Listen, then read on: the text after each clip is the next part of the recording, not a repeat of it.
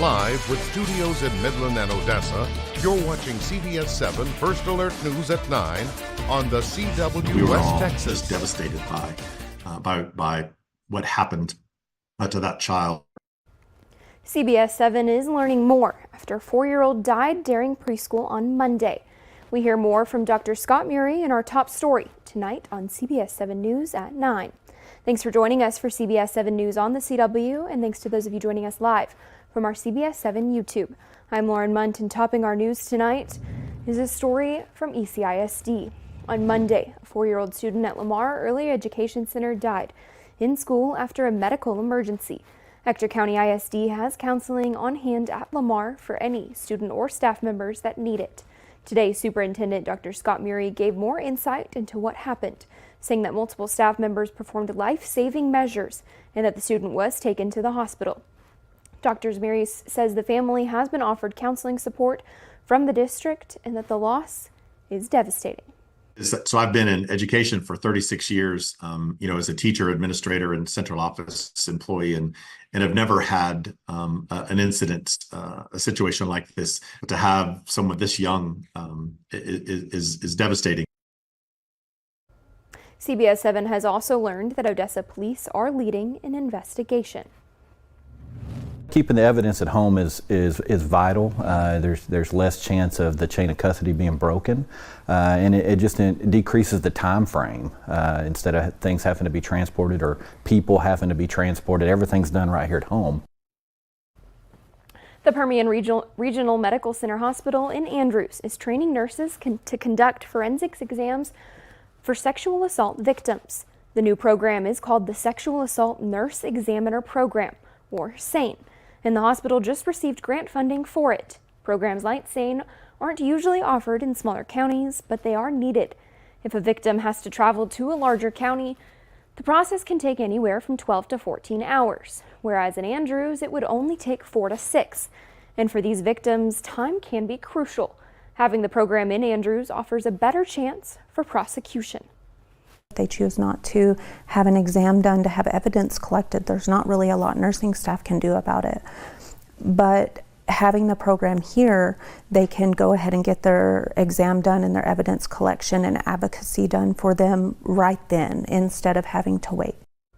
Once PRMCH receives the grant money, SANE nurses can begin to train. And today was the first West Texas Intellectual Developmental Disability Summit, and it aimed at bringing awareness to the need for more workers in the field. The Permian Basin has around 4,000 direct support professionals, or DSPS, compared to the 6,000 people with support needs. The goal today was to teach about what exactly a DSP does and how they help those with needs feel included in the community and reach their personal goals. They want the same things we want. They want jobs. They want to have significant relationships. They want to live independently. They want to drive.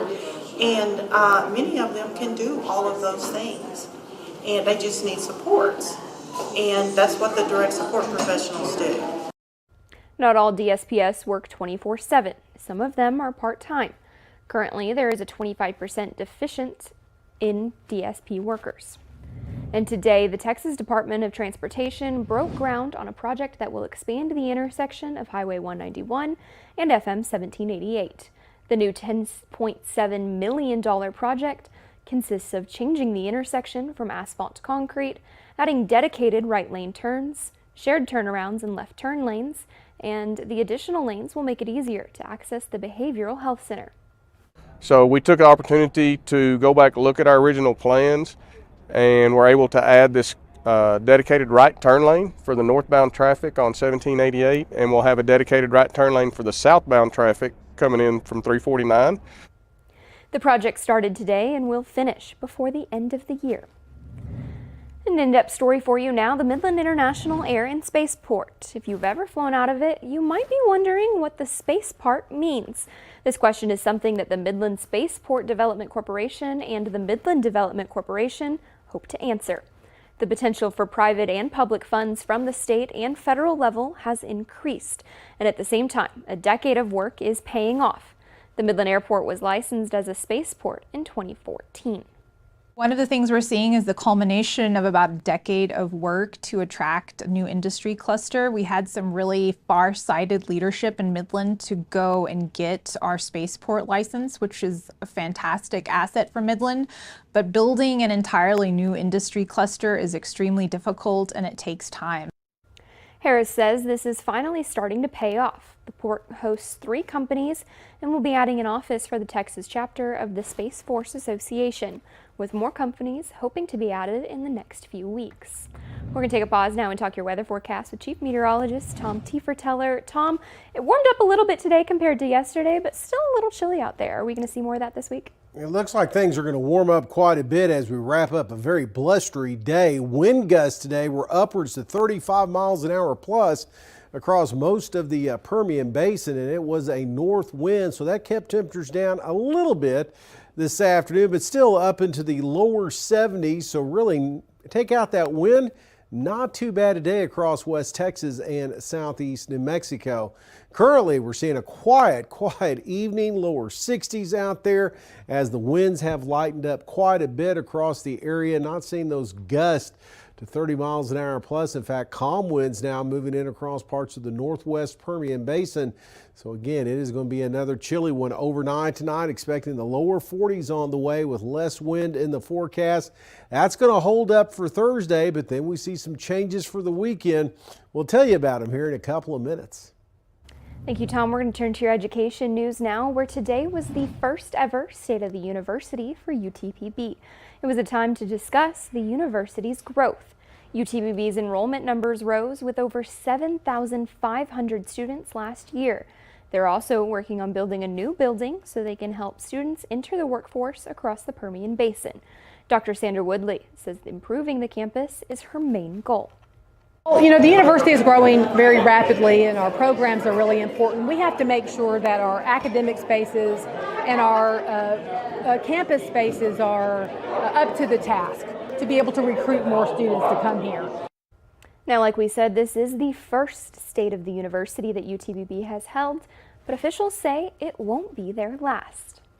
And the Andrews Special Olympics held a competition today at the Mustang Bowl with various events like mini javelin throw, shot put, long jump, softball, and track. This is an annual local competition that brings the community together and gives Special Olympics athletes a chance to perform and compete for the community and also spend time with one another. It is a big deal. They look forward to this all year long. We hype it up a lot, but they are so excited to be here, and they really love the involvement that the other students are to come in and come out and help them out and participate with them and cheer them on. The event gives the athletes a chance to learn teamwork and become more familiar with the community, helping to prepare them for transition into society after graduation. Let's talk some local sports now. It's the end of the season for the Odessa Jackalopes after finishing with 23 wins and 34 losses, 5 coming in overtime. CBS7 sports anchor Jensen Young had a chance to catch up with the head coach, Scott Dewar, to hear his thoughts on the season. He thinks there's a lot of improvement ahead for the young roster. The expectations going into each season are to make playoffs, so I feel like we failed in that account. But we had a bunch of commitments come out of this season. The young guys grew. I'm really excited to see how that young group can take off now that they know what to expect being down here and the way the game is played. The Jacks finished with 54 points, 15 behind the final playoff berth. The 2024 to 2025 schedule has not been released yet, but the season typically starts in early September. And the Odessa College men's golf team is the #1 team in the nation. That's according to the scoreboard. That is over #2, and that's Midland College. The Wranglers men's golf team start the NJCAA Southwest Championship in Kingsland next week. With my coach, we worked a lot on my swing. I was not really, let's say, I didn't really trust my swing, but now I'm playing good, so I'm trusting more my swing, and I think the work is paying off, yeah. Well, it's what they've done through the fall and the spring. We've lost to 2 teams total in the junior college level, so these guys are confident. They know if they play their game, they're going to do well. Not saying that we're going to win it all, but they have a really good shot. Be sure to tune in to CBS7 News at 10 for more First Alert sports coverage, including highlights from tonight's Midland Rockhounds game. That's coming up during sports with Jensen Young on CBS7 News at 10. And happening this weekend after motorcyclist Orlando Payne was hit by a semi-truck in Big Spring a few months ago, 3 organizations are coming together this weekend to help him and his family. The Guardians of the Children, Legacy Harley-Davidson, and Permian Basin chapter Harley Owners Group will be selling $10 hamburger and hot dog plates. All of the proceeds raised will go directly towards paying Payne's medical expenses and help the family while he's in recovery. His life is just riding motorcycles, and he loves it. So everyone here was grateful enough to host this event for him so we can hopefully get some money raised for him because he will not be working for a while. DeLeon says her father is steadily improving, and just this morning he walked 26 steps, his highest record since he started physical therapy. Also happening this weekend, the Odessa Lions Club is hosting their annual Dining in the Dark fundraiser. The dinner is held at the MCM Elegante, and it aims to raise awareness for low vision and blindness by having guests dine in the dark. They also wear blindfolds while eating. It's dinner in the dark. It's blindfolded eating. And what's going to be great about it is that you're going to get to experience what it's like for a blind person or someone with very, very low vision, what they have to endure while they're doing normal tasks, something like eating. All proceeds that are raised through a tickets and a silent raffle will go directly to the professionals of Odessa Lions Club. For information on tickets, you can visit our website, that's cbs7.com. And still ahead, have you filed your taxes yet? If that answer is no, you might want to stick around till after the break. We're keeping an eye on your money next.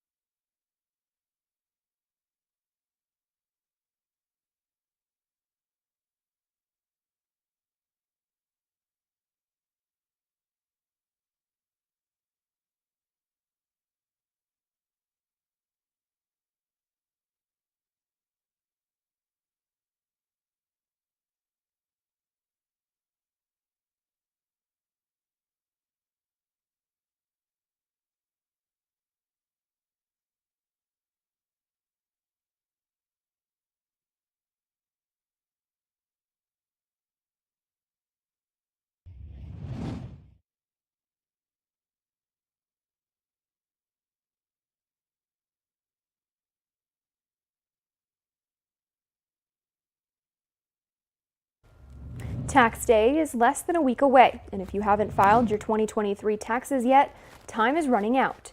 Jen Sullivan breaks down what those last-minute filers need to know on time and avoid any penalties in today's Consumer Watch. Time is running out to file your 2023 taxes. The deadline is Monday, April 15th. Everyone's taxes look different, but the most common documents you'll likely need to file are a W-2. That's your official wage and tax statement, which you should have received from your employer. A 1099, which are given by independent contractors to people like business owners, or if you've earned any interest from stocks or investments and or received any dividends. And a 1098 form, if you have a mortgage or student loan interest. The IRS offers tools to help you navigate through the filing process, and tax software like TurboTax and H&R Block can help you as well. It's going to guide you through and make those calculations. While it seems like a lengthy process, it can help deliver you a nice return this year.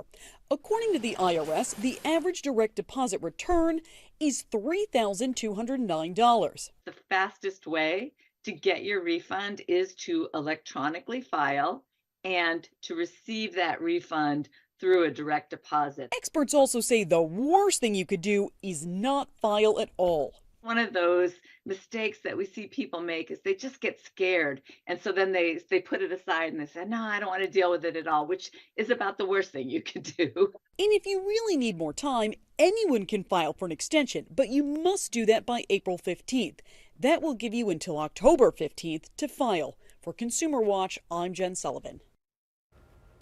To request a tax extension, you'll need to file a 4868 form, which you can find on the IRS website, irs.gov.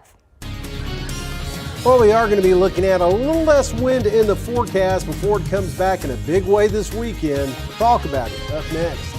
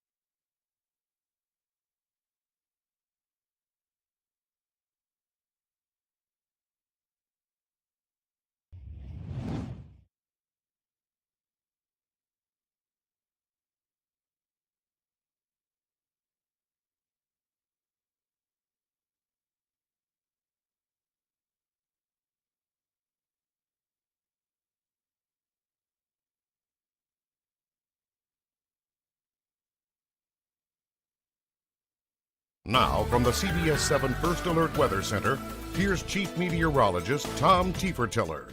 Well, we are looking at a much quieter evening out there. Satellite and radar view, not a lot going on. Just wanted to show this because we are looking at those clear skies. Very tranquil evening again across West Texas and southeast of Mexico as that big upper level low has spun out to the east, and that's the last time I'll mention that, okay, because it's really not going to affect our weather from here on out.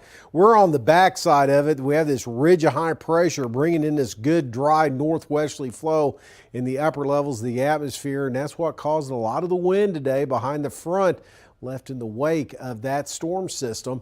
So again, we're going to be looking at a lot of dry air in place, and it's going to continue tomorrow. We're just going to get a little bit of a break from the wind before we see this ridge of high pressure moves across. And of course, there's going to be a couple of disturbances running up and over that. It's going to stir up the wind a little bit late in the week, and again, coming up late this weekend. Most of the showers moving out of the northeast Texas area, but still a little activity lingering from Texarkana, Paris, back down towards Jefferson, Tyler, Longview, seeing some of that this afternoon. But here in West Texas back home, not a lot going on out there as we're looking at temperatures today into the lower 70s. Most of the state looking at very tranquil conditions. Really didn't see the effects of that front move in until later on this evening. So Brownsville was all the way up to 91 degrees. And it looks like that southerly wind returns to our forecast coming up for tomorrow. And that's going to lead the way to some slightly warmer temperatures in our forecast. In fact, they really warm up coming up this weekend. So again, looking at a little bit of breeze across the Trans-Pecos coming up tomorrow out of the south and southeast, but the wind kicks up a little bit more coming up into the Friday time frame. Rest of tonight, it's going to be another chilly one. Not as much wind to deal with, though, as temperatures will settle into the mid to lower 40s overnight tonight. And then for tomorrow, we're going to see those temperatures rebounding by about 10 degrees over what we saw today. Upper 70s to low 80s for a large part of the Permian Basin into the Trans-Pecos tomorrow afternoon. This is the start of a warm up with more wind in the forecast. In fact, we could be pushing 90 degrees coming up by the end of the weekend. And again, there's going to be some breeze. The worst of it looks to be on Friday and again coming up on Monday with the approach of the next cold front and storm system. But some breeze in between just in time for the weekend. Still ahead, Arizona is now poised to join 17 other states that have imposed near total bans on abortion. This story next in your news across the nation.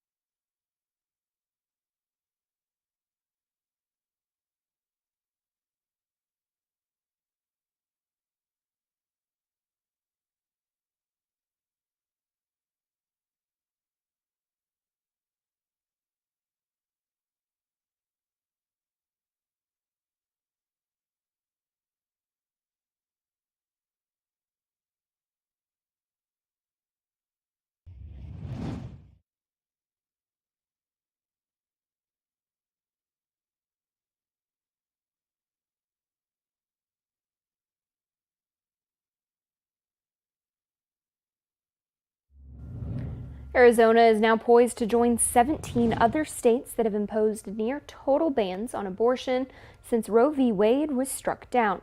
Democrats and some Republicans are denouncing the Arizona Supreme Court, ruling that a 160-year-old abortion ban is now enforceable with no exceptions for rape or incest. Natalie Brand has the latest from Washington, D.C. Abortion access in Arizona is in limbo after the state's conservative Supreme Court reinstated a 19th century law banning nearly all abortions. While a lower court reviews the law's constitutionality, the state's Democratic governor is blasting the ruling. This is a devastating decision that will have huge consequences. Governor Katie Hobbs is calling on the state legislature to repeal the ban first enacted in 1864 before Arizona even became a state. They could gavel in today and make a motion to repeal this ban, and they should do that. I'm hopeful that they will. The 4-2 decision overrides Arizona's current 15-week ban, and the court warned that all abortions except those necessary to save a woman's life are illegal, with doctors facing a 2 to 5 year prison sentence. Today's decision should be celebrated, and we're very hopeful that voters will recognize that life is a human right. Arizona is a critical battleground in the presidential race. Within hours of the decision, the Biden campaign boosted ad spending there, and the vice president will visit later this week. To stop bans like this, we need a United States Congress that will restore the protections of Roe v. Wade. Monday, former President Donald Trump released a video statement saying abortion limits should be up to the states. The states will determine by vote or legislation or perhaps both, and whatever they decide must be the law. Back in Arizona, Planned Parenthood says it will continue to provide abortion services up to 15 weeks for a short period of time. Natalie Brind, CBS News, Washington. Abortion rights advocates in Arizona are working to get the issue on the ballot this November, joining a handful of other states that are putting the question to the voters.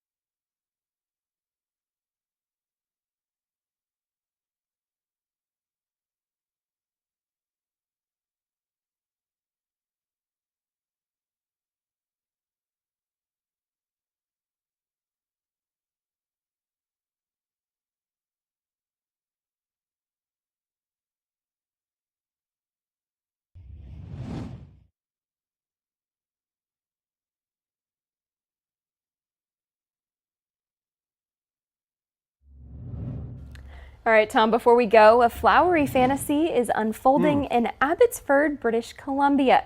Lakeland Flowers is hosting its annual Tulip Festival a little earlier than usual this year. Owner Nick Warmerdon, I think I said that right, says the atypical mild winter caused his red, white, yellow, and purple flowers to bloom a lot sooner than expected. The festival returned last year. It was stalled after the devastating floods of 2021 destroyed many of the bulbs. He says that close to 60,000 people come to his farm for the festival, which is expected to run through Mother's Day. However, since the buds came early, they may not last as long this time around. I think I might need to take a trip to British Columbia for those. tell Those you, are beautiful. They need to fly a drone over that to yeah, really to get all of the colors. I mean, you that's see those stunning. pictures of the ones, the fields of tulips they have in the Netherlands, and Yes. it's always something. We have a field of tulips in Texas. I think there's yeah. one in the DFW area that you can go pick some. I wonder if they're blooming just yet, because a lot of other things they already might. have here across the state of Texas, and this warmer weather we're going to have this weekend. That's going to bloom a little bit more as we're going to see temperatures all the way up into the low 90s. That wind is going to hang around a little bit in our forecast. All right, sounds good. Thanks for joining us tonight at 9. Join us later on CBS7 News at 10.